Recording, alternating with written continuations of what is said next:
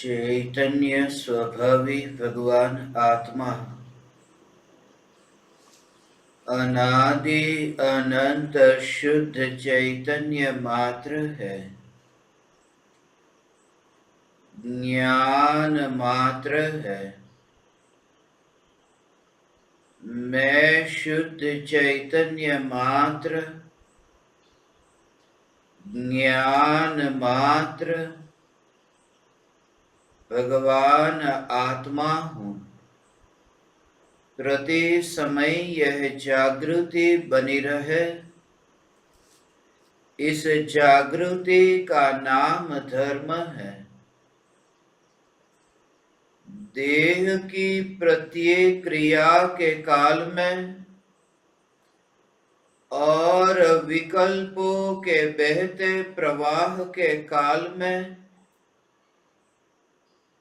ज्ञानी को प्रति समय यह जागृति रहती है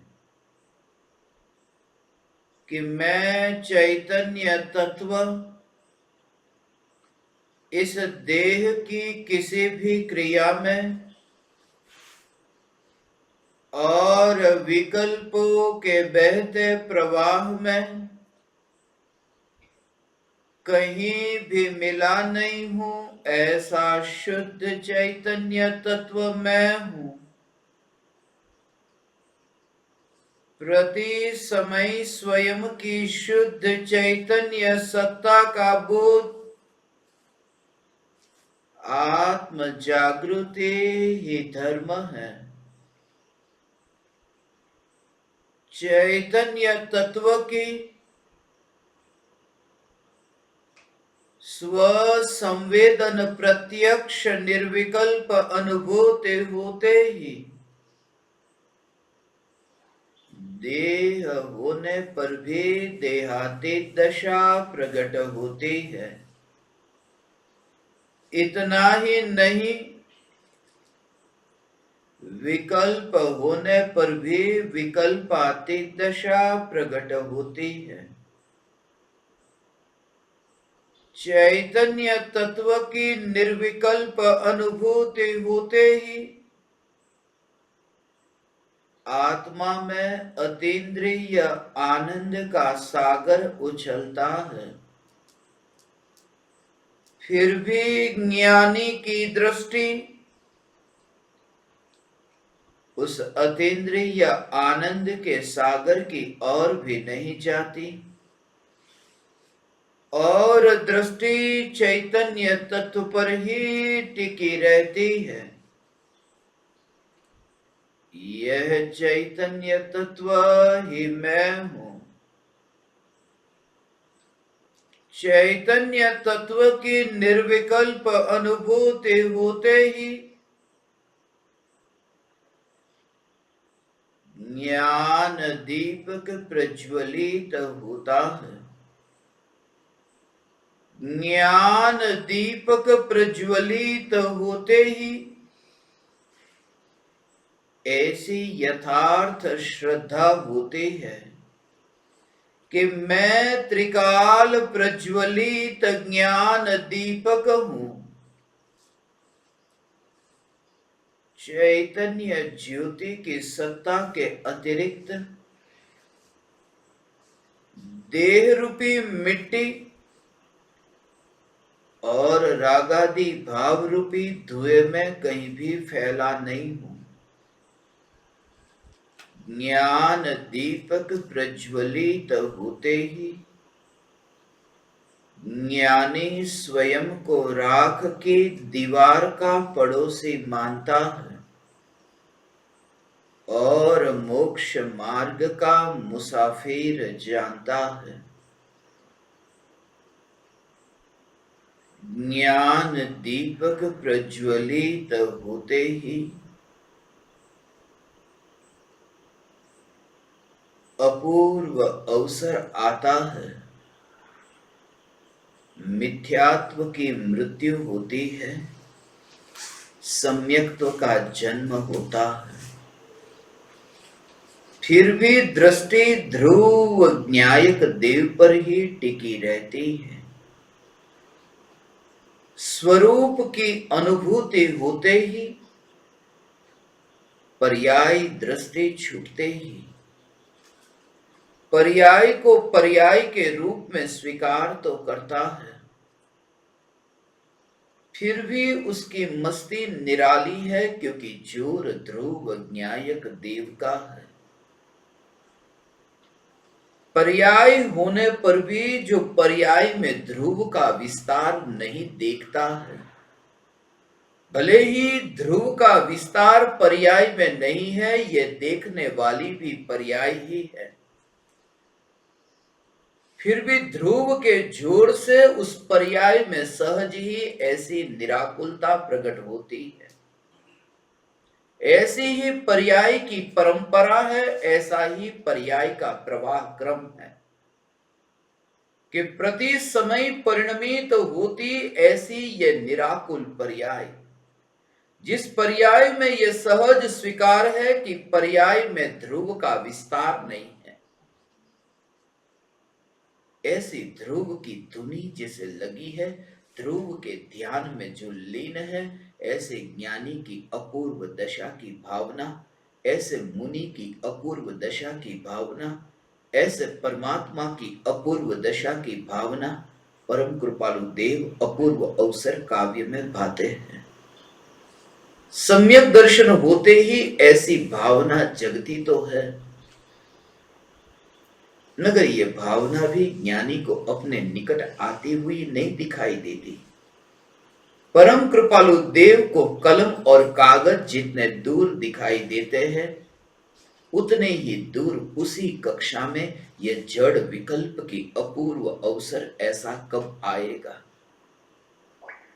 इसलिए ये देखते हैं कि ये जो जड़ विकल्प है, ये जड़ विकल्प का ध्रुव न्यायक में तो दूर, ज्ञान की अवस्था में भी अस्तित्व नहीं। वहां मिलावट होती तो वह स्वच्छता, वह निर्मलता में ऐसा ही प्रतिबिंबित न होता। परम कृपालु देव की वह जो वितराग परिणति की धारा चलती है, ज्ञान की स्वच्छता पर ऐसा जोर है कि थोड़ा भी अंश उसमें मिलता, जहर का अंश भी यदि मिलता तो वह दूध दूध न रहता, वो जहरीला दूध होता। वो जहरीला दूध नहीं, वह स्वयं ही जहर होता। और ये भेद विज्ञान है। विकल्प की उत्पत्ति होती हो, मगर विकल्प की उत्पत्ति में तुम इतने अलिप्त रहते हो। उत्पाद में, विकल्प के जन्म में तुम ऐसा देखते हो कि जिसने जन्म दिया नहीं, जिसका ब्रह्मचर्य भंग न हुआ, वो दूसरे को जन्म दे कैसे। विकल्प का जन्म होता हो और वह भी नाजायज संतान है विकल्प तो, इसलिए नाजायज संतान है क्योंकि पर के लक्ष्य से होने वाली ये संतान है।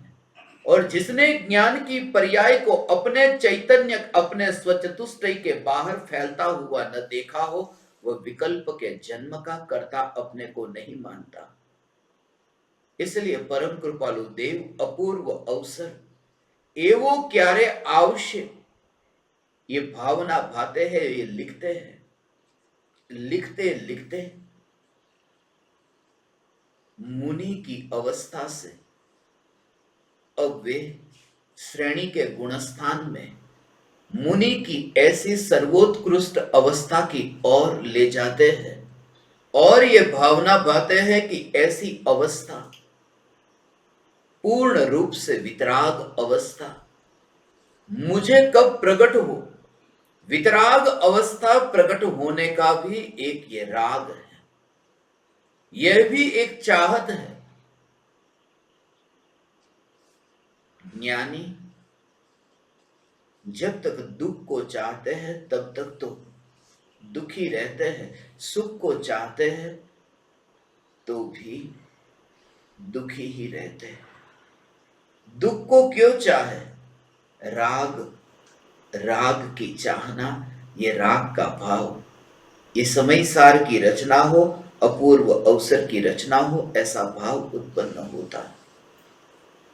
ये राग का भाव, मगर राग के भाव में एकत्व नहीं है। प्रति समय ये जो राग और वितरागता, ये दोनों की धारा पर्याय में, एक समय में एक साथ ये दोनों धाराएं चलती है, राग की और वितरागता की। कर्म धारा भी चलती है और ज्ञान धारा भी चलती है। मगर अनंत अनंत अनंत शक्तिशाली ऐसे चैतन्य तत्व पर जोर होने से कभी मिलन नहीं होता है। ऐसी ये धारा देखते हैं, दो व्यक्तियों की जैसे दौड़ होती हो, रेल की जैसे दो पटरी हो, जो एक दूसरे में कभी न मिलती हो, और दोनों पटरियों पर ये गाड़ी चलती हो, और आगे एक ऐसी दशा आती हो कि बस वहां पर एक पटरी का अंत आ रहा है, वहां पर गाड़ी रुक जाती है, वहां पर आगे जाने का कोई रास्ता नहीं। और दूसरी एक पटरी ऐसी है कि जहां पर गाड़ी चलती ही रहती है। ऐसी ही वो दशा के बारे में परम कृपालु देव कहते हैं कि कर्म की जो धारा चलती है, वो कर्म की धारा एक समय ऐसा आता है कि वह रुक जाती है, वो मर जाती है, और ज्ञान की धारा जो है वो अनंत काल तक टिकी रहती है। इसलिए ज्ञानी को ज्ञान की धारा में बहता हुआ अपना ध्रुव स्वरूप दिखता नहीं।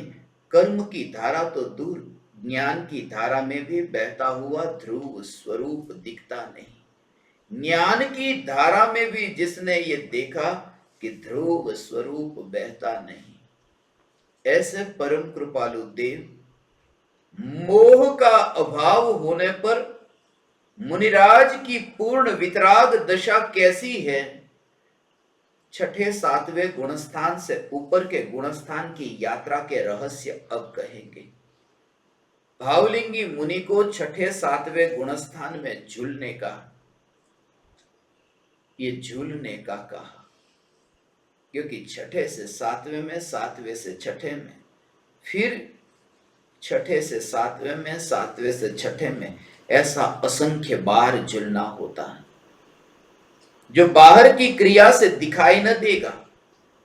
लगेगा ऐसा कि ये तो आत्मा के ध्यान में लीन है, मगर बीच बीच में ये विकल्प उत्पन्न होते हैं।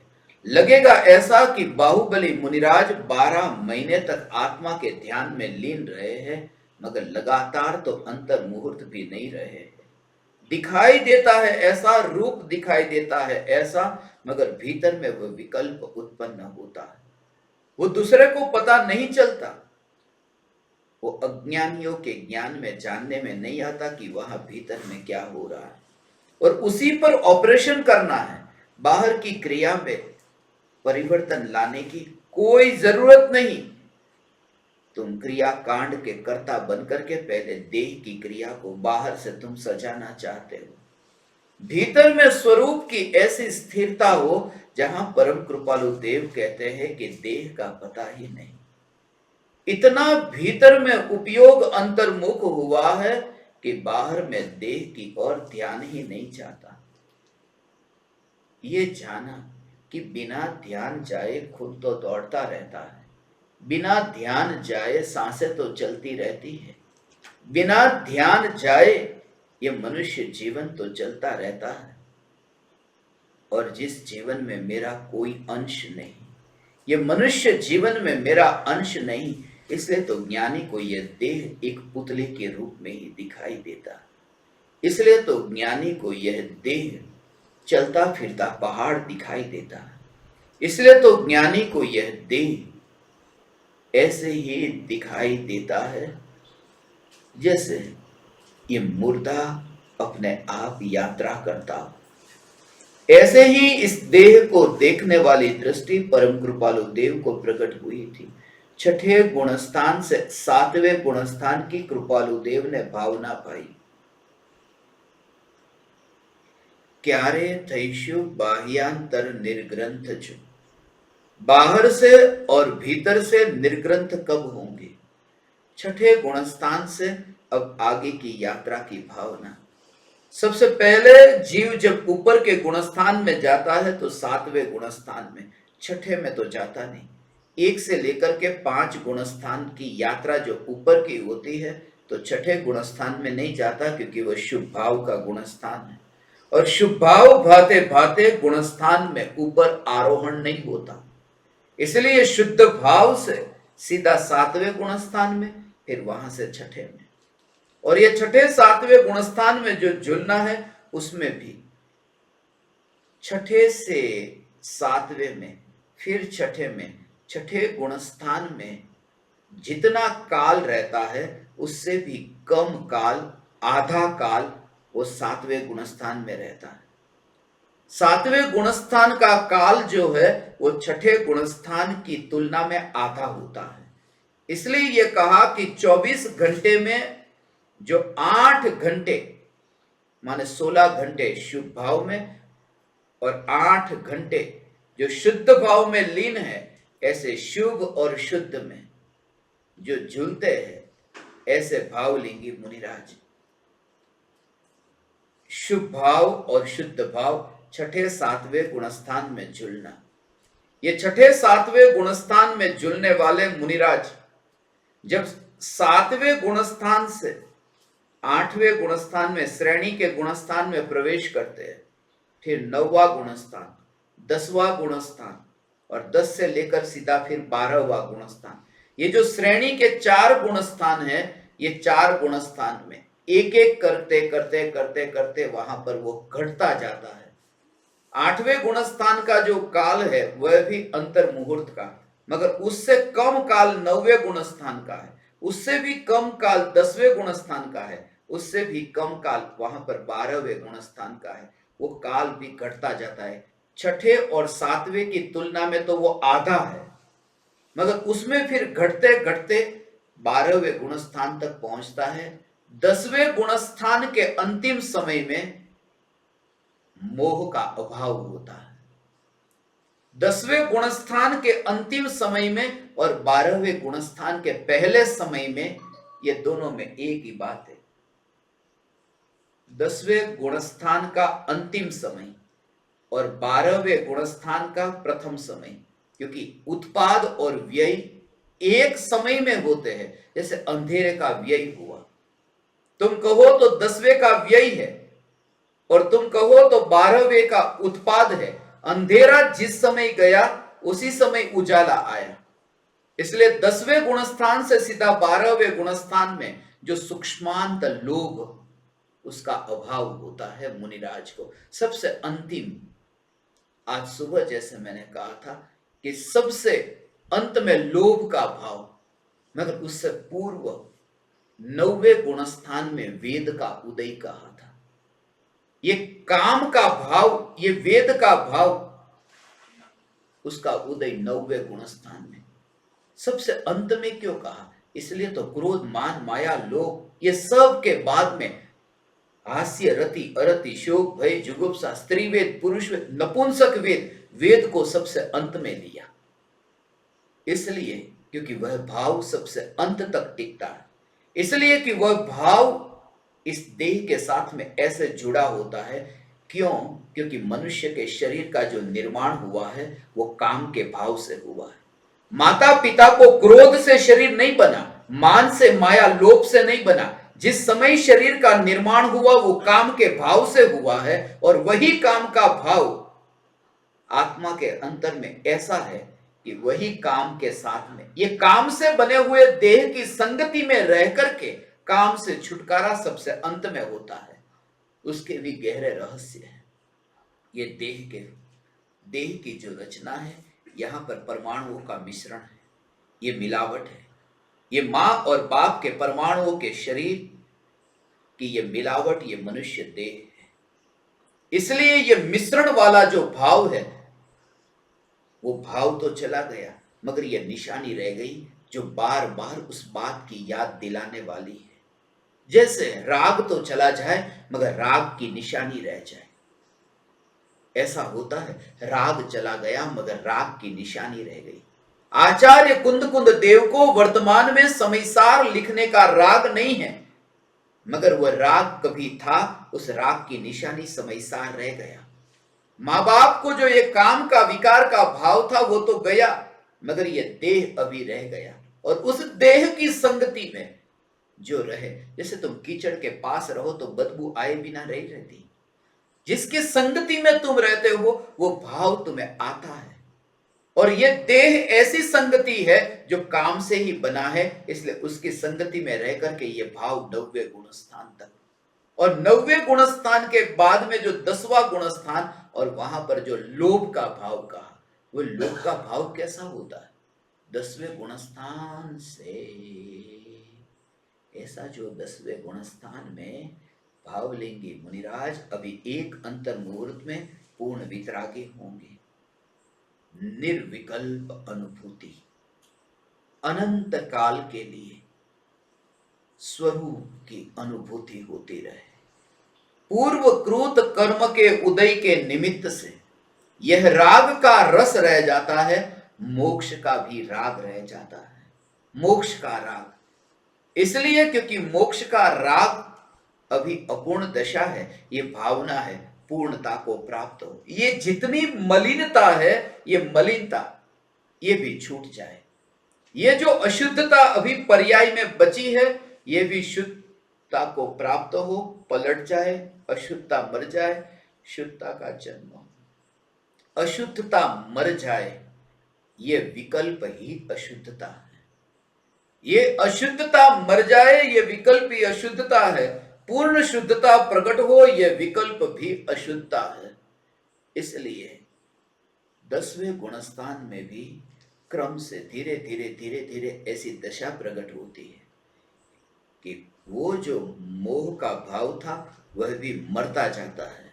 और 10वें गुणस्थान के अंतिम समय में जैसे ही मोह मर गया कि 12वां गुणस्थान प्रकट हुआ, पूर्ण वितरागता प्रकट हुई। 12वें गुणस्थान में वितरागी हो गया, मगर केवल ज्ञान नहीं हुआ। 12वें गुणस्थान के बाद में वितरागी नहीं होता। 12वां गुणस्थान क्षीण मोह है, मंद नहीं हुआ, मोह ही मर गया है। अब मोहनीय कर्म न रहा, मोहनीय कर्म न रहा, तो केवल ज्ञान क्यों नहीं होता? क्योंकि मोह राग द्वेष के भाव तो नहीं रहे। फिर तात्कालिक केवल ज्ञान होना चाहिए। वो नहीं होने का कुछ रहस्य है, उसको समझे। वो 12वां गुणस्थान क्यों है, वो 12वां गुणस्थान किसके लिए है, और 12वें गुणस्थान में किस प्रकार की कर्म की स्थिति होती है, और उसमें धर्म कैसा, और ये सब समझकर हमें क्या लाभ है। परम कृपालु देव उस बात को यहां कहे। संक्षिप्त में कह दिया, मोह स्वयंभू रमण समुद्र तरी करी, स्थिति त्याज्या क्षीण मोह गुणस्थान जो, अंत समय त्या पूर्ण स्वरूप वितराग थई, प्रगटावू निज केवल ज्ञान निधान जो। स्वयंभू रमण समुद्र को तीर करके जो गए, उस स्थिति तक पहुंचे।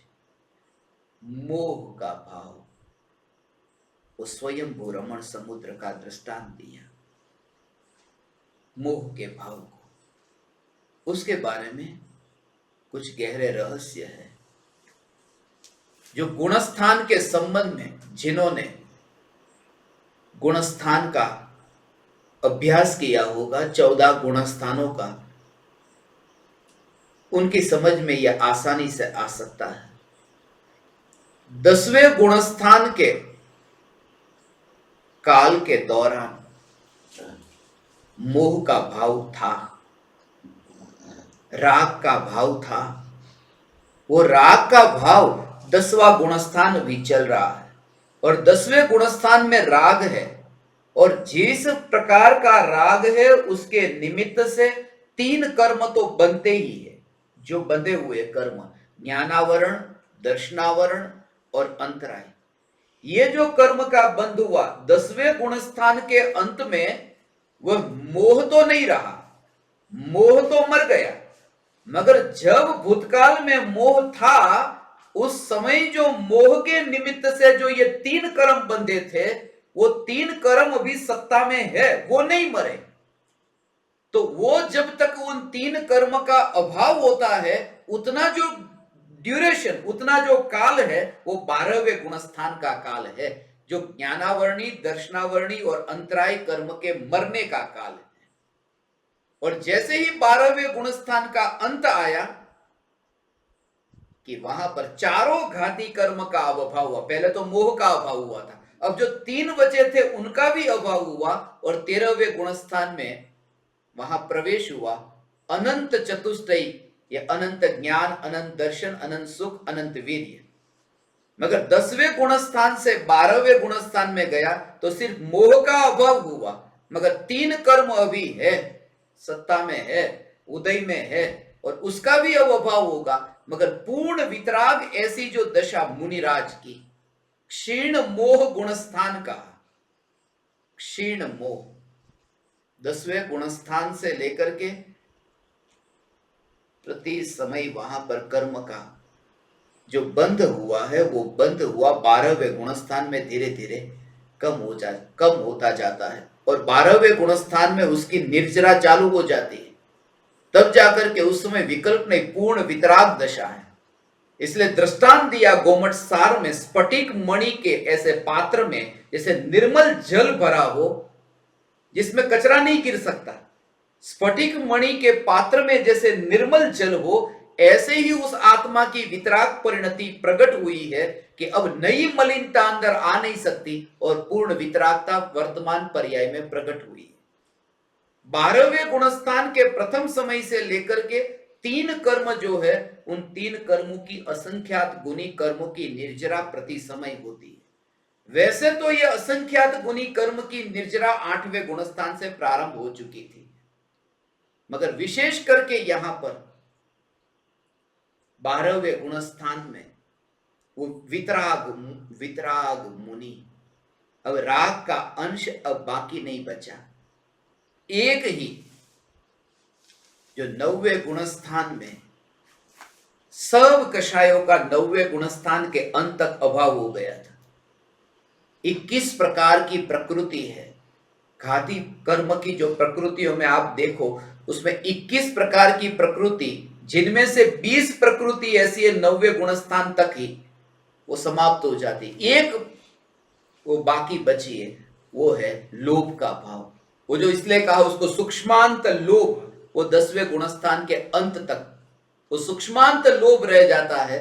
ये थोड़ा कर्णानुयोग का प्रकरण है, इसलिए आपको ये कर्म के सिद्धांत और कर्म की अवस्था किस प्रकार की होती है, उसका जो काल कैसा होता है, ये थोड़ा कठिन लगेगा, क्योंकि ये सब आपने पहले से उसका ऐसा अभ्यास नहीं किया। मगर गोमट सार जीव कांड का यदि आप अभ्यास करो और कर्म के सिद्धांत की दृष्टि से गोमट सार कर्म कांड का अभ्यास, तो आपको यह गुणस्थान का स्वरूप समझ में आएगा। मुनिराज 12वें गुणस्थान में प्रवेश करते हैं। पहले समय से लेकर के अब उनके शरीर में जो बादर निगोदिया जीव है, हमारे शरीर में अनंत निगोदिया जीव है, औदारिक शरीर है, बादर निगोदिया जीव जो अनंत जीव है, उनका मरना चालू हो जाता है। वो पहले समय से लेकर के अंतिम समय तक 12वें गुणस्थान धीरे धीरे धीरे वो मरते जाते हैं, और शरीर निगोदिया शरीर से रहित होकर के वो औदारिक शरीर में से परम औदारिक शरीर, उस रूप में वो परम औदारिक शरीर के रूप में ऐसा होता है, औदारिक में से परम औदारिक शरीर। और इसका यदि विस्तार से आप ये क्यों होता है, उसका विस्तार से यदि आपको समझना हो, तो उसके लिए आपको धवला, मैं आपको उसका वर्णन मिलेगा, धवला पुस्तक नंबर 14 पेज नंबर 488 से शुरुआत हुई है, 491 तक उसका विवेचन किया गया। ये 12वें गुणस्थान के पहले समय से लेकर के 12वें गुणस्थान के अंतिम समय तक मुनिराज की कैसी दशा रहती, ये सब कर्म की बात मैंने आपको बताई। जिसमें आपको समझ में आया या रस आया, उससे कुछ फर्क नहीं पड़ा। अब मैं प्रयोग की बात कहता हूं कि वो कर्म की गिनती मुझे नहीं करनी, सीधी सी बात मैं कहता हूं, वो कर्म की गिनती नहीं करनी। ये मोह का अभाव जिससे होता है, वो ध्रुव चैतन्य का आश्रय कैसा है, बस वो करना है। इतनी कर्म की प्रकृति है। जिन्होंने लिखा उन्होंने गलत लिखा, ये नहीं कहता, जिन्होंने लिखा उनके पास में समय था, उनके पास शक्ति थी, उनके पास बुद्धि थी, उनके सामने बैठने वाले ऐसे थे। मेरे पास शक्ति है, बोल सकता हूं, समय भी है, और सामर्थ्य है शास्त्रों के पन्ने को, एक एक पन्ने को खोलकर।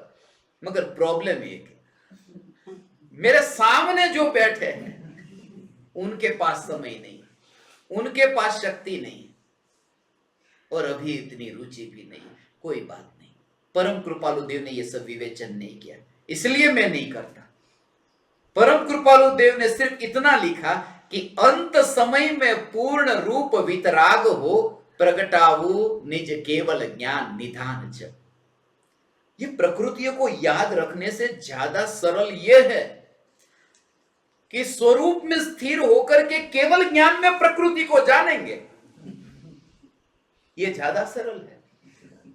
कितने कर्म, कितने भेद प्रभेद, ये सब केवल ज्ञान में जान लेंगे। और ये ज्ञान जब बढ़ेगा, इसलिए कहा कि ज्ञान का जो ये संबंध है, ज्ञान बढ़ता जाए, ये बुद्धि बढ़ती जाए, उसका जो संबंध है, उसका संबंध सुख के साथ बिल्कुल भी नहीं है। ये बढ़ते ज्ञान का संबंध सुख के साथ नहीं है। इसलिए ये कहा, ऐसे भी मुनिराज होते हैं जो 3 ज्ञान के धनी, 4 ज्ञान के धनी, ऐसे मुनि हैं। मति, श्रुत, अवधि, मनः, पर्यय, ये 4 ज्ञान हैं। ऐसे मुनिराजों को वितराग परिणति, और जिन्हें 4 ज्ञान नहीं है, ऐसे शिवभूति मुनि, जिन्हें कुछ याद नहीं रहता, भूल जाते हैं, तुम्हारे जैसे ऐसे शिवभूति मुनि, उनकी वितराग परिणति से उनको जो आनंद है, आनंद में फर्क नहीं होता। मैं ये कहता हूं कि ये जो बुद्धि जितनी बढ़ती है, वो एक और रहती है। अंदर जो वेदन होता है वो परिणति की निर्मलता का और सुख का वेदन होता है, उस बुद्धि का वेदन नहीं होता है। इसलिए कहने मात्र के लिए कहा कि 12वें गुणस्थान का जो काल है, वहां उस 12वें गुणस्थान में ये सब भेद बताने की जरूरत क्या? वो तो श्रेणी लगाई है, शुक्ल ध्यान हुआ है, मगर 12वें गुणस्थान में एक विशिष्ट है। ये 12वें गुणस्थान में भी एकत्व वितर्क नाम का एक शुक्ल ध्यान होता है। वो भी आपको समझ में नहीं आएगा अभी, क्योंकि उसके आपके शुक्ल ध्यान के आपने सब भेद अभी पढ़े नहीं। एक एक भेद तत्वार सूत्र में बताए। एकत्व वितर्क, वो 12वें गुणस्थान के प्रारंभ से वो ध्यान होता है, और उससे उसका भी वर्णन किया है। पंचास्तिका इस संग्रह की गाथा नंबर 150, 151 की टीका में इसका वर्णन किया हुआ है। उसका विस्तार से विवेचन जिनको पढ़ना हो वहां पढ़ सकते। मगर 12वें गुणस्थान में जो पूर्ण वितरागता, ऐसे मुनि है, पूर्ण वितरागी मुनि। फिर भी कहा मुनि, क्योंकि 4 घाती कर्म का अभी तक नाश नहीं हुआ। सभी का सभी, मोह का तो हुआ, मगर ज्ञानावरण, दर्शनावरण और अंतराय, ये 3 का नहीं। इसलिए वो 12वां गुणस्थान, अंत समय में पूर्ण रूप वितराग हो, और फिर प्रगटाऊ निज केवल ज्ञान निधान च।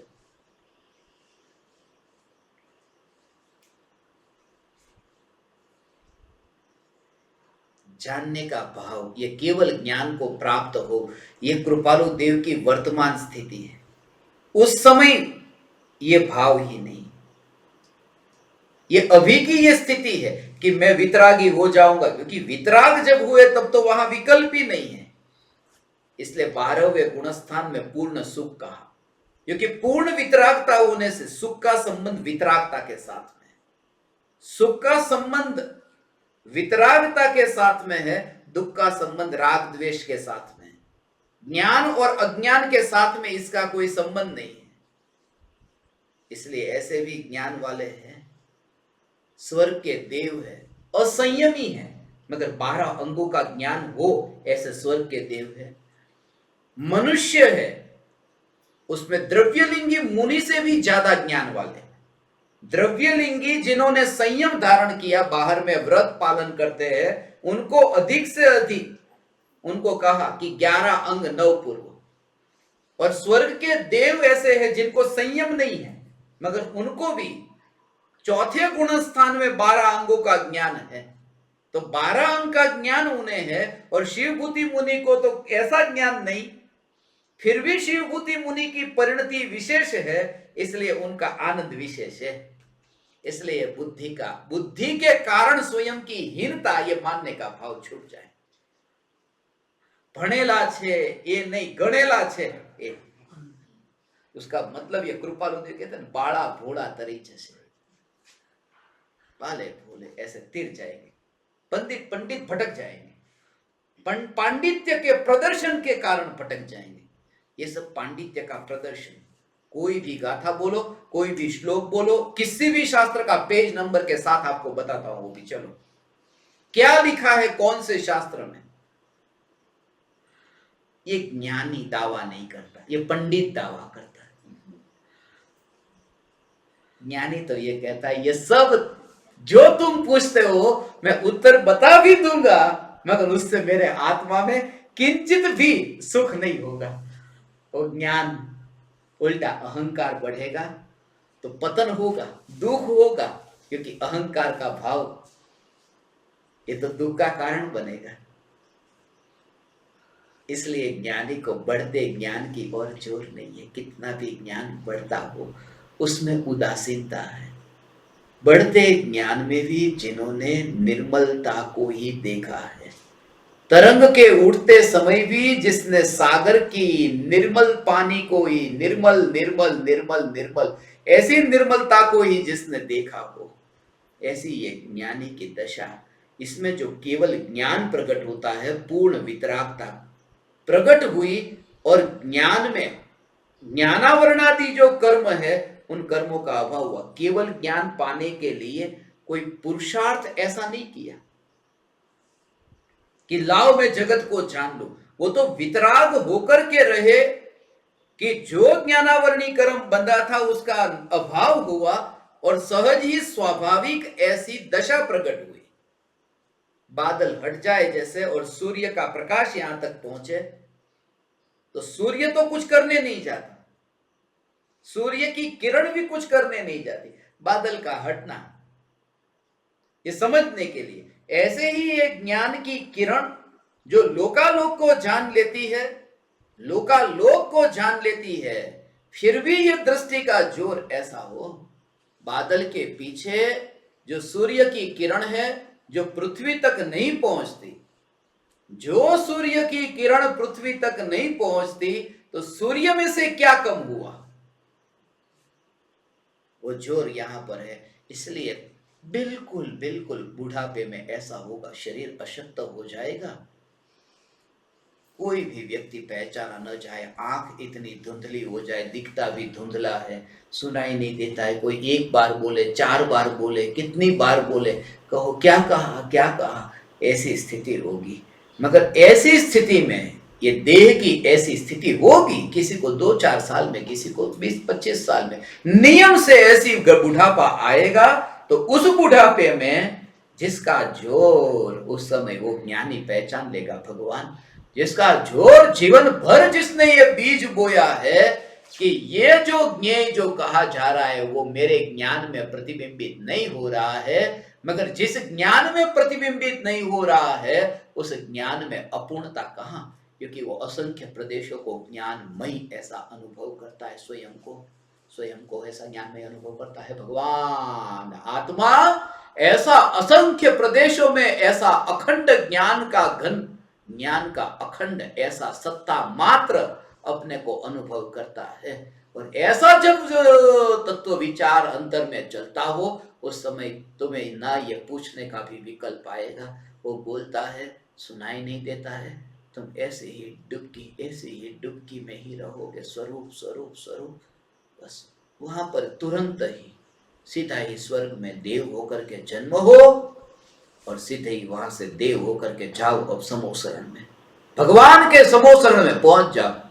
ये कौन जीव जाता है जिसके अंतर में ये, वो तो कह गए स्वर्ग में गया, मगर स्वर्ग से फिर उसके लिए भगवान है वहां, समोसरण है उसके लिए। देव का योग भी ऐसा है जहां चैतन्य चैतन्य चैतन्य की धारा होगी। इसलिए मैं ये देखता हूं, ये ज्ञान दीपक अब आज के मेहमान कल तो चले जाएंगे, कल दूर चले जाएंगे, फिर उसी मोह माया में, फिर उसी काजल की काल कोठरी में फिर चले जाएंगे। मुझे दिखता ही नहीं ऐसा। मैं आप लोगों को जब देखता हूं ऐसा दिखता ही नहीं। इसे सुबह हम मिले, फिर दोपहर में थोड़ा गैप हुआ, फिर दोपहर में फिर मिल लिया एक बार सिद्धशिला पर, फिर थोड़ा गैप हुआ, फिर अभी मिल लिया।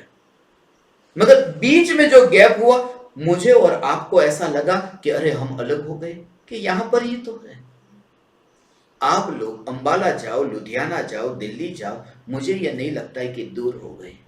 ये फासला दूरी का नहीं, बस निरंतर भीतर का जो कनेक्शन वो रहेगा। क्योंकि जब भी आपके भीतर वो जो घटना घटेगी और यहां पर अनुभव में आया, यही तो कनेक्शन है।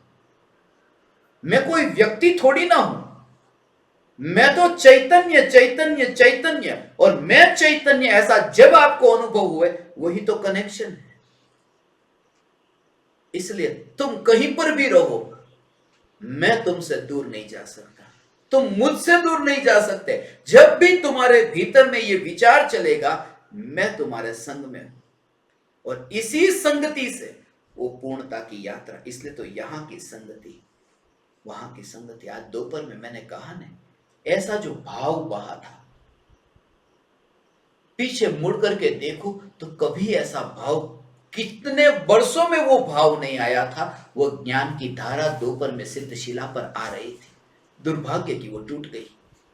मगर वो जो ज्ञान की धारा बहती थी, उस समय ऐसे रहस्य बाहर आते। मगर जितना भी मैंने आपको कहा है दोपहर में, वो सुनना, उसका मैंने वीडियो तैयार किया, उसको बार बार सुनना, कि द्रव्य का आश्रय क्या होता है और पर्याय का वेदन क्या होता है, पर्याय में पर्याय का अनुभव कैसा होता है, और अनुभव पर्याय में पर्याय का होने पर भी वो बात अभी स्मरण में थोड़ी आई, कहता हूं ऐसा। ओ हे ज्ञान दीपक, पर्याय में पर्याय का वेदन होता है और द्रव्य का आश्रय होता है, द्रव्य का आश्रय होता है। उस समय जिसका आश्रय है उसका विकल्प नहीं, मगर श्रद्धा में उसका दृष्टि में जोर ऐसा रहता है, और यहां पर ही यहां का अनुभव होता है। उसमें मैंने कहा ना, ऐसा कहा ना, अपना ही अनुभव, अपने द्वारा ही अपना अनुभव। ओ अपना ही अनुभव हो रहा है। कैसा अपना ही अनुभव हो रहा है। ये जो कुत्ता जो हड्डी चबाता है, वो हड्डी चबाते समय जो उसका जबड़ा फट गया और जो खून निकला, तो वो अपना ही खून, वो हड्डी का रस नहीं है, वो अपने ही खून का रस वो चखता है। ऐसे ही ये ज्ञान, ज्ञान का ही रस चखता है। मगर दोनों में अंतर क्या, कि कुत्ता हड्डी को जब चबाता है और खून निकला और जीभ पर खून आया, तो खून चखा, मगर चखा कहां, जीभ पर। उसका पता उसे जीभ पर चला, खून में पता नहीं चला। तो अपना ही खून मगर जीभ पर पता चला, हड्डी का तो है ही नहीं उसमें कुछ, अपना खून है और जीभ पर पता चला। यहां कहते हैं कि ये टेबल कुर्सी आदि, ये शरीर धन संपत्ति आदि, ये जो पर पदार्थ जब आत्मा के ज्ञान की पर्याय में जानने में आते हैं, उस समय ज्ञान की पर्याय में जो अनुभव में आया है, वो ज्ञान अनुभव में आया है, वो देह अनुभव में नहीं आया। ये हड्डी का रस नहीं है, ये ज्ञान का रस है। अब दूसरी बात, अब लगातार आई बात जो कहता हूं वो सुनो। ऐसा है भगवान, ये रहस्य अब समझना। आज थोड़ी देर हो जाए तो बैठना, ये रहस्य हो, ये रहस्य समझने जैसे है कि ये जो ज्ञान की पर्याय, हाँ हाँ हाँ हाँ, ऐसी ये निरंतर बहती ज्ञान की पर्याय जिसमें ज्ञेय की अपेक्षा नहीं है कि कौन सा ज्ञेय। पहली बात तो ये कि कुत्ते को हड्डी की अपेक्षा नहीं है। कौन सी हड्डी? हड्डी तो है मगर कौन सी हड्डी, उसकी अपेक्षा थोड़ी है। कौन सी हड्डी? हड्डी के तत्व में उसको रुचि थोड़ी है। वो तो हड्डी को चबाता हुआ, हड्डी को चबाता हुआ जब वो खून निकलता है और खून को चखता है।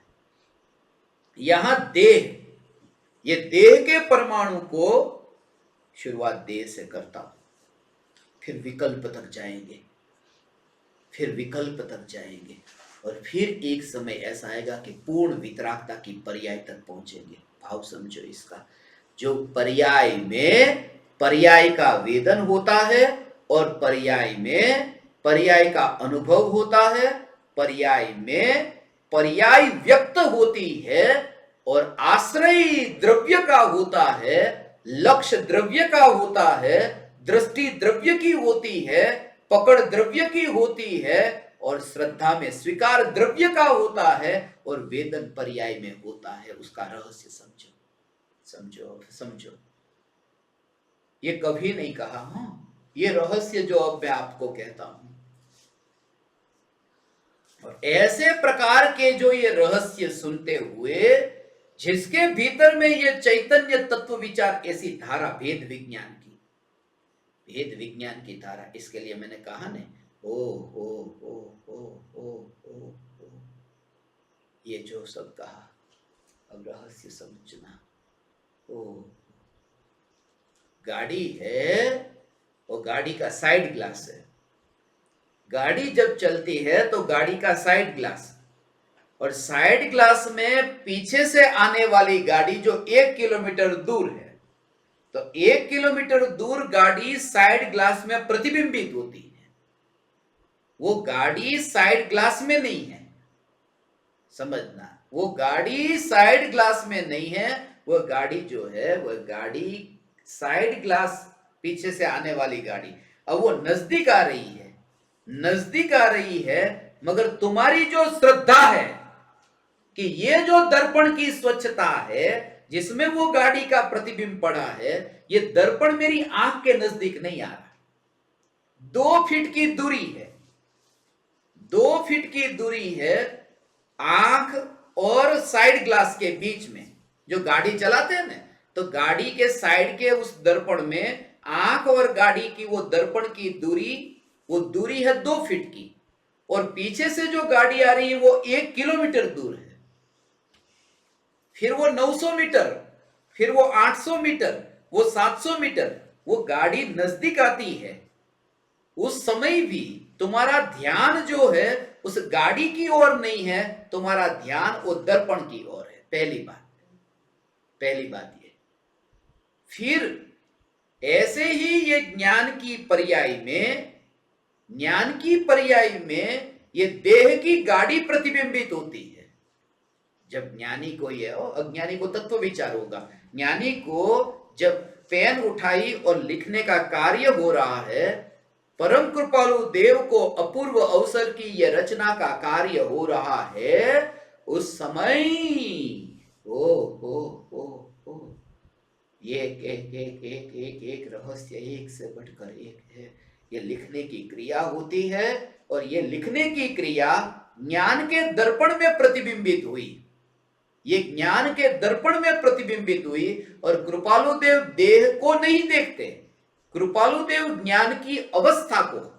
अब जैसे वो गाड़ी वाला साइड के गिलास को देखता है, और आंख देखने वाली आंख है, और कहां देखती है कि गिलास को, वो ग्लास को, साइड ग्लास को, दर्पण को। तो यहां जो है वो ज्ञान में प्रतिबिंबित हुआ ये देह, मगर देखने वाला, वो जो जानने वाला, वो जानने वाला 2 नहीं है। वहां एक तो दर्पण और एक आंख, ये दो अलग अलग है। यहां तो जिसमें प्रतिबिंबित हो रहा है वही जानने वाला है। जिसमें प्रतिबिंबित हो रहा है, ये देह की क्रिया जिस ज्ञान की पर्याय में प्रतिबिंबित हो रही है, वो ज्ञान की पर्याय ही ज्ञान की पर्याय को जानती है। अब समझना, ध्रुव का भाव तो अब आएगा। ज्ञान की पर्याय, एक समय की ज्ञान की पर्याय, एक समय की ज्ञान की पर्याय ज्ञान की पर्याय को जानती है। व्यक्त हुई पर्याय, व्यक्त हुई पर्याय, वो अनुभव में आई पर्याय, उसके अनुभव में वहां पर पीछे से गाड़ी का प्रतिबिंब पड़ा, मगर उसको जो अनुभव हो रहा है वो तो ग्लास का, साइड ग्लास का, दर्पण का अनुभव हो रहा है। अब ऐसा, अब एक तो गाड़ी पीछे से आ रही है, और दूसरी बात यह है कि गाड़ी अब पीछे की ओर जा रही है। कोई सामने से गाड़ी आती हो और हमको क्रॉस करके पीछे जाती हो तो वो दूर जाती है। तो दूर जाती हुई जो गाड़ी है वो भी दर्पण में प्रतिबिंबित होती है। दोनों अवस्था में गाड़ी चलाने वाले को यह श्रद्धा है कि पीछे से जो गाड़ी आ रही है वो प्रतिबिंब पड़ा, या आगे से आई गाड़ी जो पीछे जा रही है वह भी प्रतिबिंबित हुई। उस समय मेरा और ये दर्पण के बीच में फासला कुछ भी कम नहीं हुआ, वो जितना फासला है उतना ही रहता है।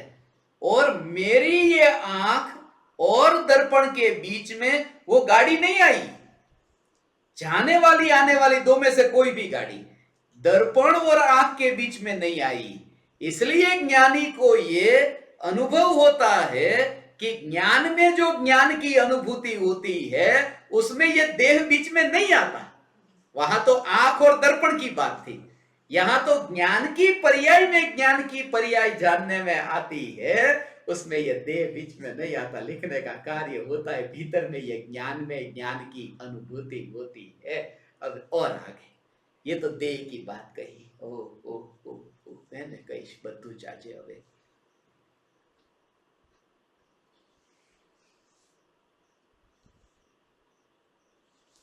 ऐसा है, ये रहस्य है ऐसा। ओ ओ ओ एक समय की ज्ञान की पर्याय, उसका ऐसा सामर्थ्य कि एक समय की ज्ञान की पर्याय में पर्याय का वेदन, वेदन। और अब जो है ना, अब वो जो आश्रय है द्रव्य का, जोर द्रव्य का, जो कहते हैं ना चैतन्य के जोर से, ये सत्संग चैतन्य के जोर से है।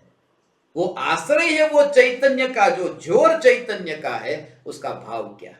वो जोर का भाव समझो भगवान। उसका विकल्प नहीं हो, वो व्यक्त नहीं होता, वो वहां दिखता भी नहीं, वो व्यक्त नहीं होता, वो वहां है, वो जहां है वहां है, वो व्यक्त नहीं होता, किसी को दिखाई नहीं देगा। वो वहां अनुभव में भी वो नहीं आएगा, अनुभव में नहीं आएगा, मगर जोर उसका होगा।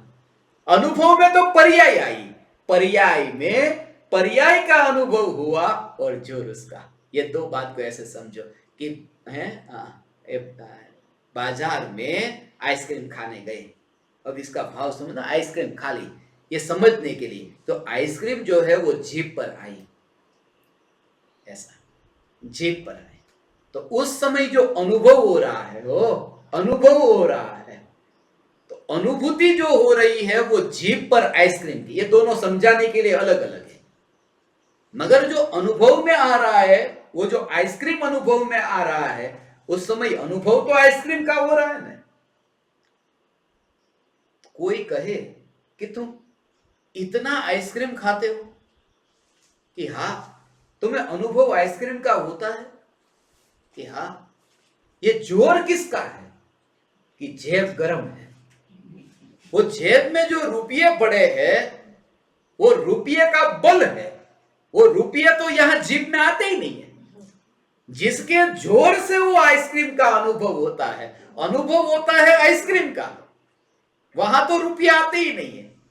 और रुपये जहां है वहां पर अनुभव होता नहीं है, मगर अनुभूति जहां होती है वहां जोर रुपये का होता है। वो दिखाई नहीं देता दुनिया को दिखाई तो आइसक्रीम खा रहा है। ये तो छोटी बात के लिए, फिर बड़ा कोई अनुभव करेगा तो वो तिजोरी वाले समझ लेना, और उससे ज्यादा बड़ा अनुभव करेगा तो बैंक के लॉकर वाला समझ लेना।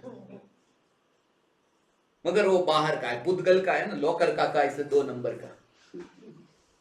ये 1 नंबर का अनुभव कि जो व्यक्त नहीं होता, ध्रुव ज्ञायक देव, ये पर्याय में व्यक्त नहीं होता। पर्याय में यदि वो व्यक्त नहीं होता तो फिर दिखाई कैसे दिया?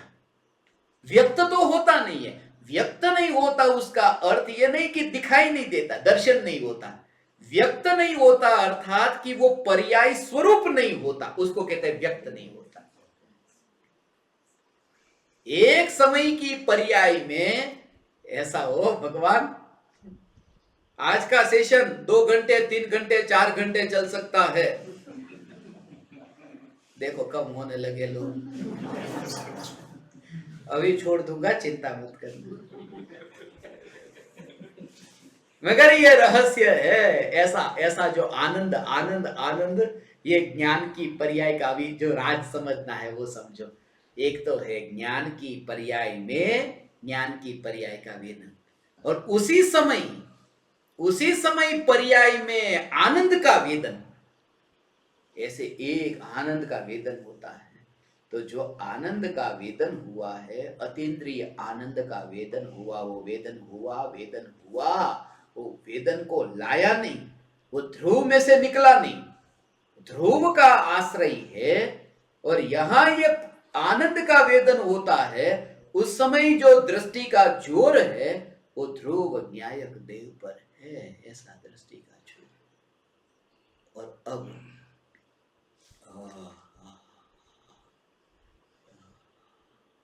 व्यक्त वहां नहीं होता।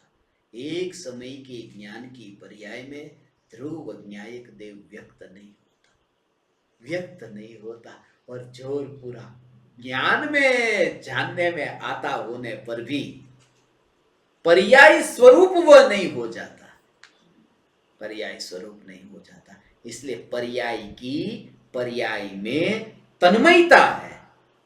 पर्याय द्रव्य के साथ में ऐसी तन्मय नहीं होती, अभेद। पर्याय द्रव्य के साथ ऐसी अभेद नहीं होती। इसलिए द्रव्य जो त्रिकाल ध्रुव चैतन्य सत्ता,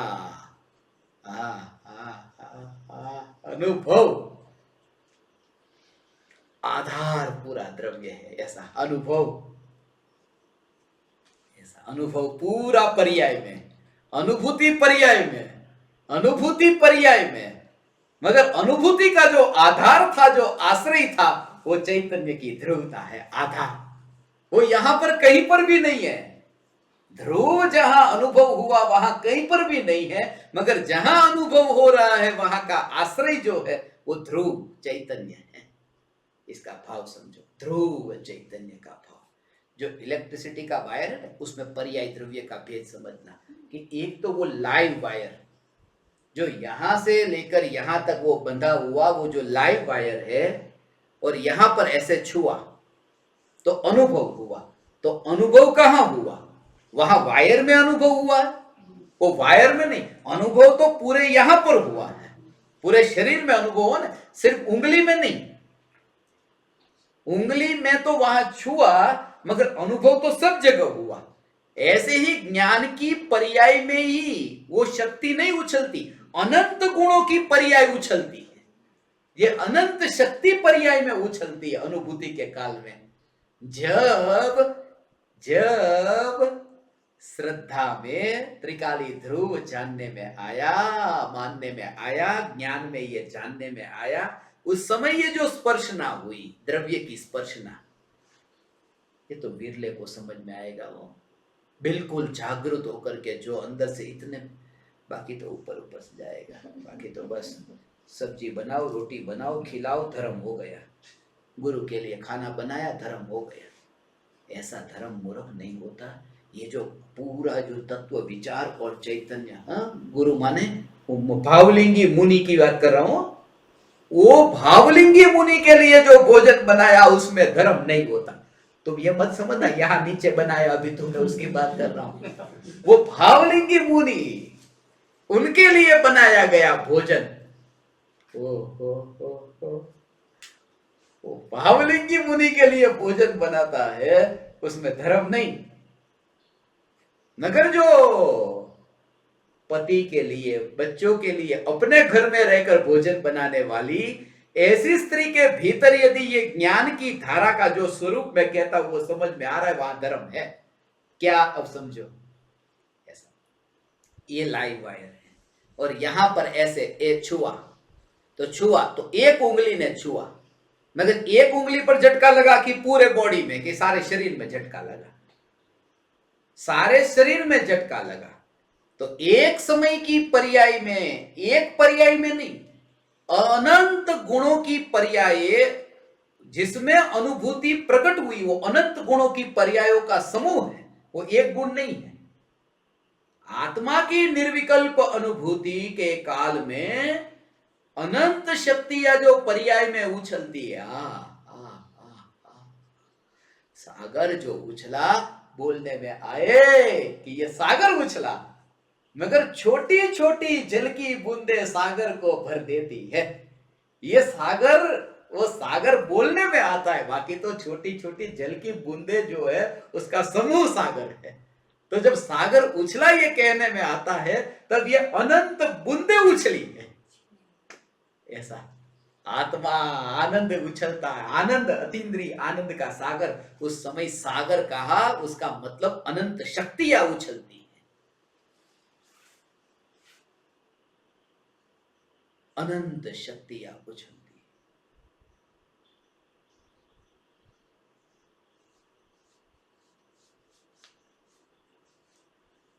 जब यहां पर उंगली लगी और अनुभव हुआ, तो अनुभव यहां पर हुआ। और कोई कहे कि अनुभव जब तुम्हें यहां हुआ तो तुमने आश्रय किसका लिया था? यहां किसका? कि आश्रय लिया था वो करंट जहां पर बहता, वो पूरा ध्रुव नित्य आश्रय उसका लिया है। और अनुभव यहां हुआ है। जहां अनुभव हुआ है वहां वो वायर नहीं है, और जहां वो वायर है वहां अनुभूति नहीं है। तो ध्रुव न्यायक देव, वहां अनुभूति नहीं है, और पर्याय में जहां अनुभूति होती है वहां ध्रुव नहीं है।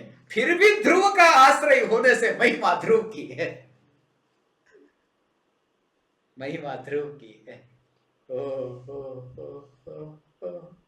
एक समय की पर्याय में ये ध्रुव न्यायक देव का आश्रय, ऐसा ये ध्रुव न्यायक देव का आश्रय।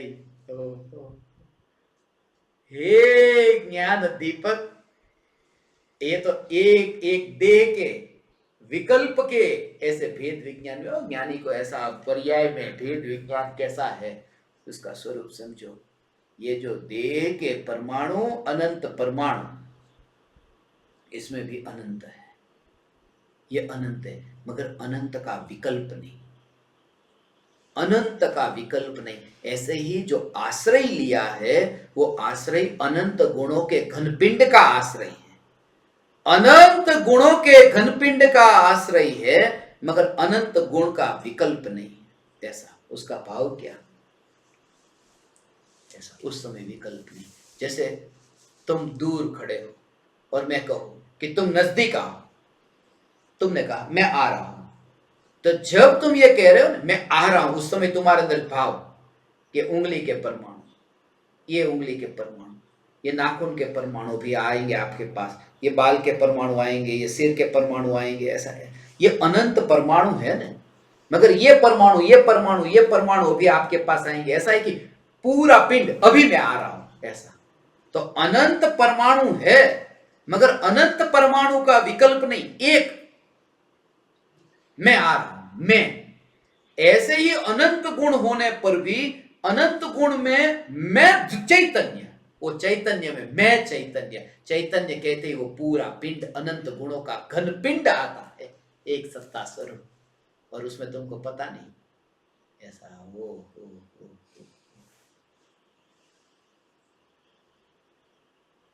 આ બધું શાસ્ત્રમાં આમ તમે વાંચવા જાઓ ને પત્તો ન લાગે.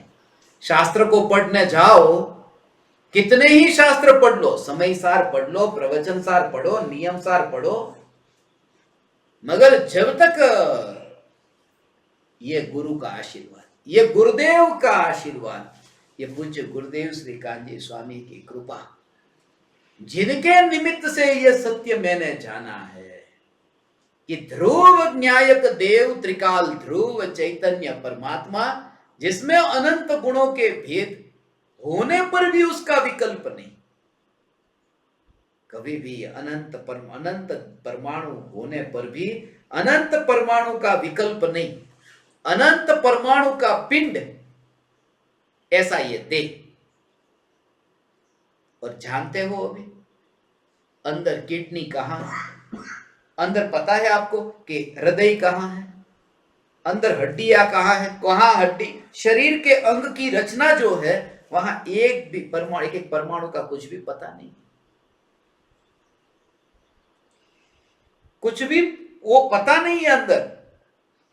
आज तक तुमने एक एक परमाणु, ये परमाणु ऐसा, ये परमाणु ऐसा, ये परमाणु ऐसा, ये परमाणु ऐसा कभी विचार किया? कुछ भी विचार किए बिना, उसका पता नहीं होने पर भी मैं 80 किलो का, वो मान्यता है, एक भी डिटेल में नहीं जाता और 80 किलो का ऐसा है.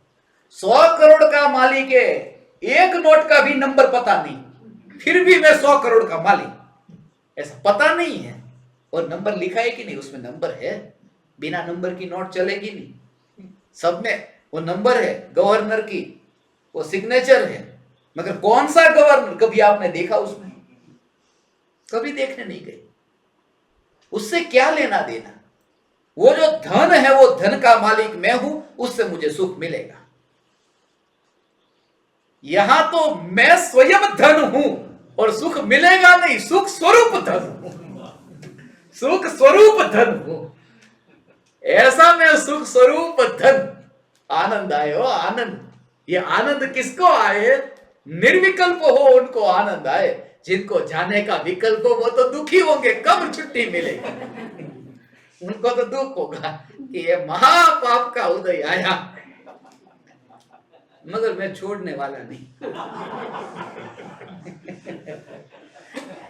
आज तो फंसे ऐसा ध्रुव ध्रुव ध्रुव कैसा चेहरा करके रखा है जैसे अभी छठा काल आ गया.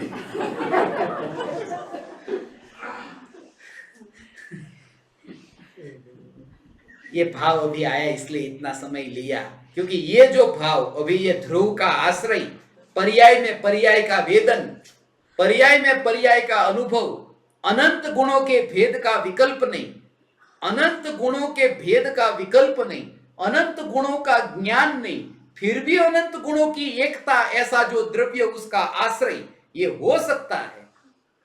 और उस समय निर्विकल्प उसका भाव समझो, उस समय निर्विकल्प का भाव है ना. काले कैसे तो કહીશ તો બધું જ પણ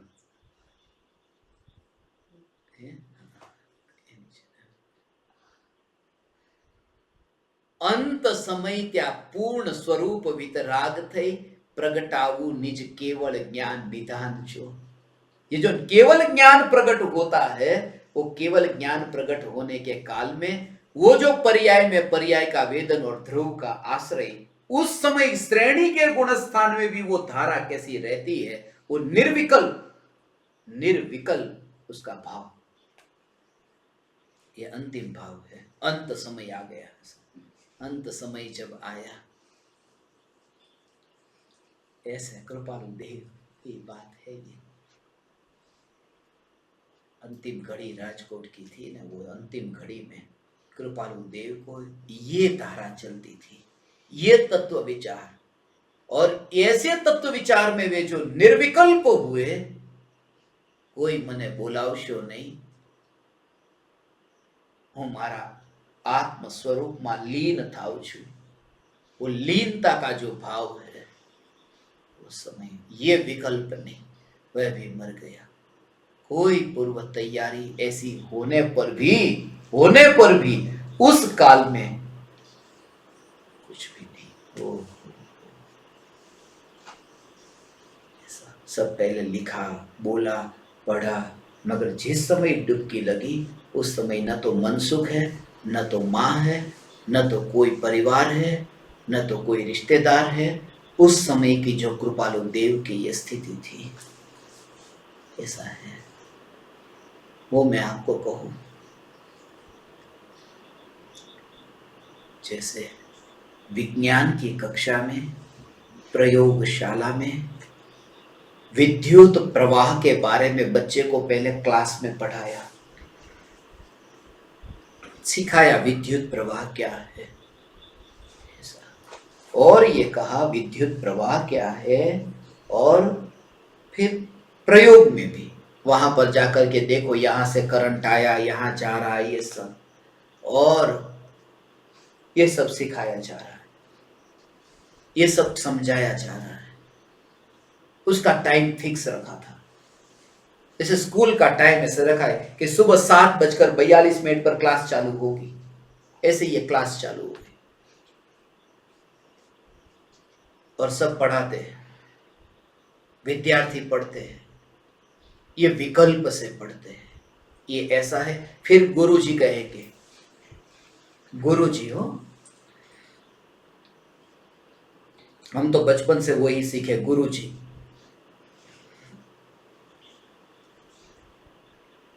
जिनसे ज्ञान पाते हैं ना, उनको उनके नाम से नहीं पुकारते, ये बचपन से हमारे संस्कार थे।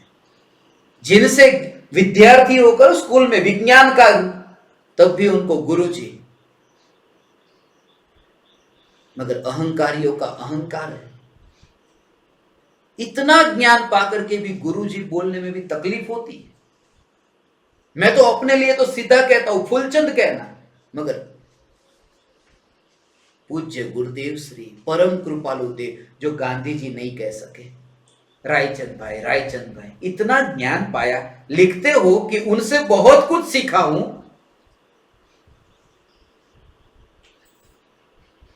तो गुरुजी कहने में क्या प्रॉब्लम। अभी वो गुरु पूर्णिमा थी, एक आदमी ने मेरे को बोला कि पैसा कब मिलेगा, मेरे को पैसा दो। बोला किसका? बोले व्हाट्सएप में रोज सुविचार का फॉरवर्ड भेजता हूं ना, इतना तो ज्ञान दिया, गुरु दक्षिणा कब दोगे? व्हाट्सएप के फॉरवर्ड की गुरु दक्षिणा, इतना सिरदर्द होता है कि ये जब भी मैसेज आता है, इसलिए कहता हूं मैसेज मत भेजो, ये गुरु दक्षिणा भारी पड़ेगी। मगर ये गुरु, हमको गुरु जी वो प्रयोगशाला में सिखाते थे ऐसा। इसलिए कोई मुझे कहता ना ये सब याद कैसे रहता है, और ये मुझे हमेशा पूछता है, मुझे याद ही नहीं रहता। तूने बहुत नाटक किया है गुरु के साथ में, बहुत खेला है तू। आदर कर, तू ज्ञान का आदर कर, तू ज्ञानी का आदर कर,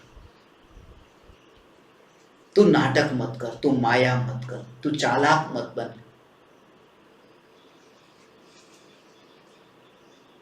हमारे गुरुजी जो प्रयोगशाला में सिखाते थे उसका टाइम पक्का था। वो समाज समझाने के लिए कहा 7:42 कि इस समय स्टार्ट हो गया, 1 घंटे का लेक्चर है, 8:42 को पूरा होगा। सब टाइम टू टाइम स्टार्ट होता, टाइम टू टाइम पूरा होता वहां तो, क्योंकि उनको दूसरा पीरियड लेने जाना था। यहां तो अब मेरे को कोई है ही नहीं, बस तो पहले भी तुम और आखिरी भी तुम, मेरी स्कूल भी तुम और मेरी कॉलेज भी तुम, यूनिवर्सिटी भी तुम, सब कुछ तुम, मेरा घर भी तुम,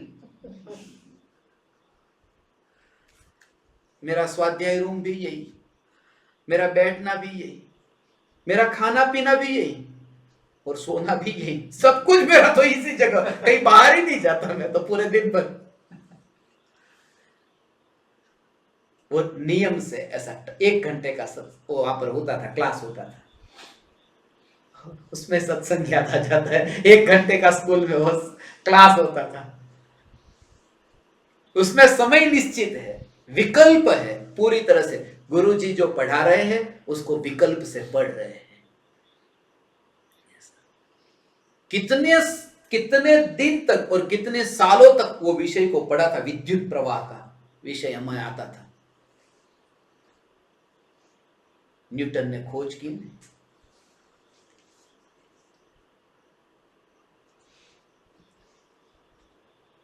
न्यूटन आता था, एडिसन आता था, आइंस्टाइन आता था, सबका आता उसमें।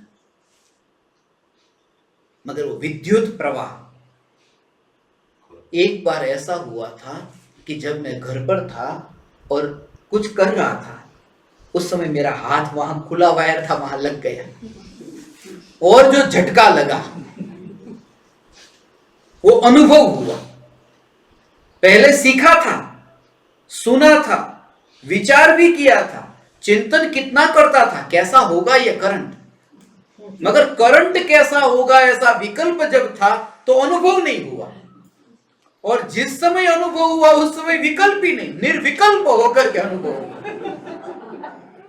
निर्विकल्प होकर अनुभव हो गया। और दूसरी बात कि पढ़ने का सीखने का जब टाइम है वो फिक्स था, ये तो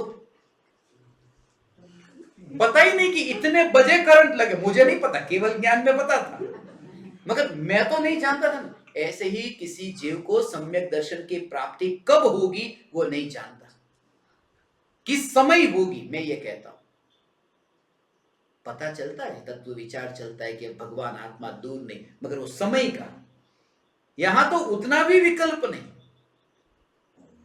और वो जो करंट का अनुभव हुआ,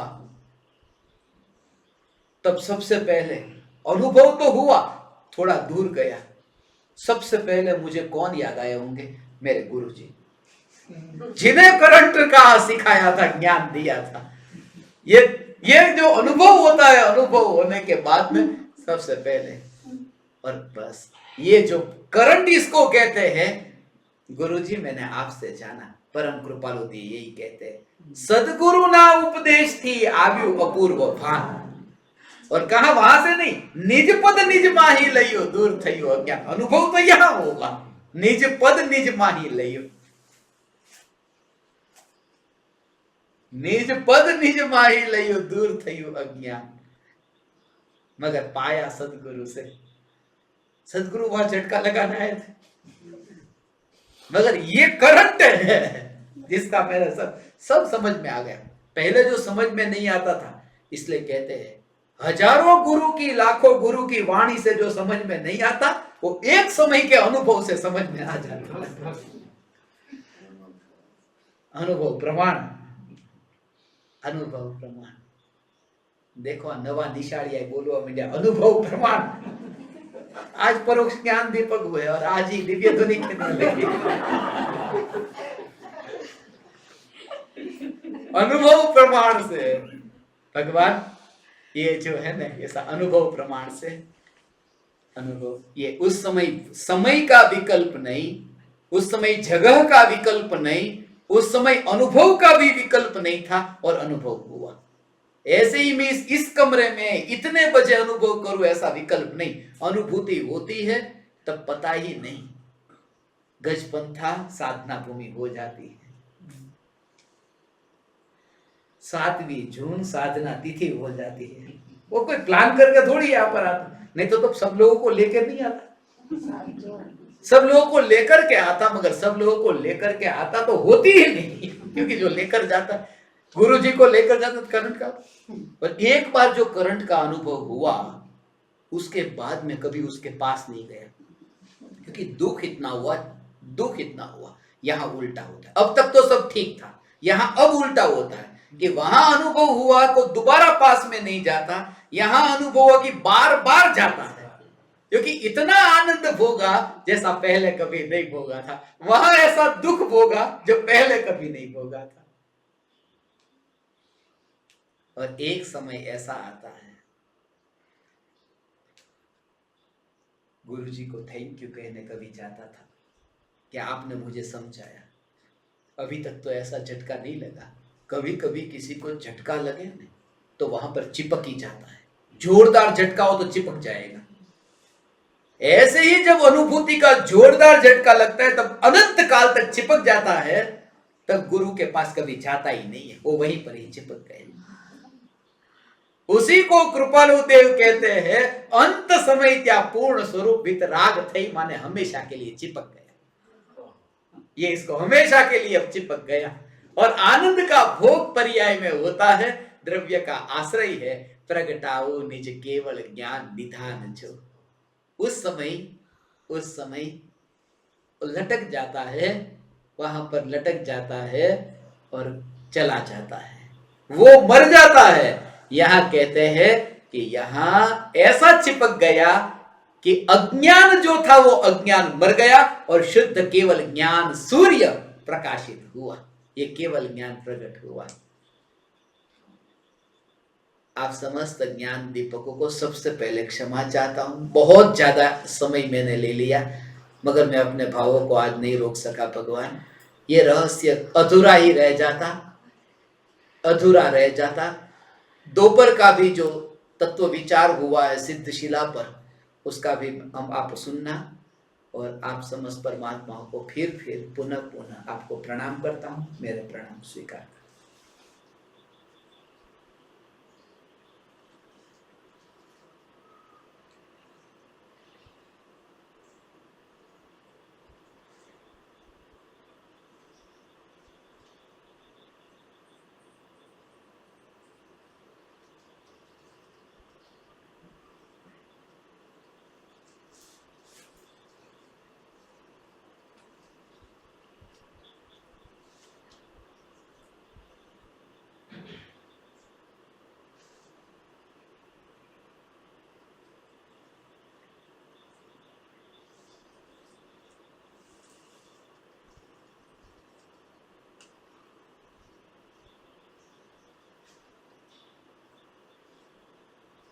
अहो अहो श्री सद्गुरु करुणा सिंधु अपार,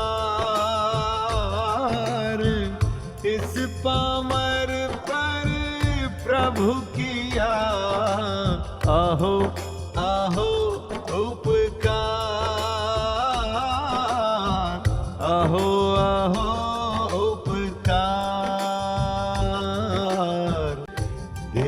सहित जिनकी दशा वरते दे